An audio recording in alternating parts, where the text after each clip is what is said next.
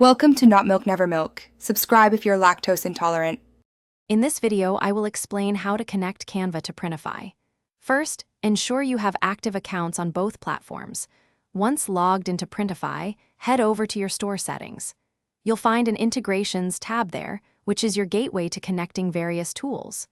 Look for the Canva option and click to begin the seamless integration.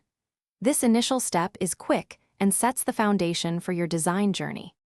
Now that your accounts are linked, it's time to unleash your creativity in Canva. Select a Printify product template to guarantee your designs are perfectly sized for items like t-shirts or mugs. Canva offers a vast array of tools, from fonts to graphics, allowing you to craft truly unique products. Always double-check that your design stays within the designated safe print area for optimal results. Aim for high-resolution images to ensure crisp, clear prints. After perfecting your design in Canva, the next step is to export it correctly.